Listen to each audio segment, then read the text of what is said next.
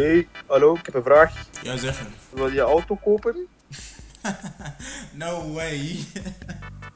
Hier, je hebt Peugeot, je hebt ander Peugeot. Of heb je auto staan voor verkopen?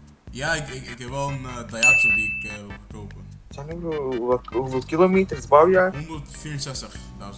En welke bouwjaar? Iets in de 2000. Weet ik niet zeker. En hoeveel vraagt je ervoor? 700. Ik ga je mijn nummer hier schrijven. Zie met de foto. Dat is goed man. Ik ga een nummer opslaan.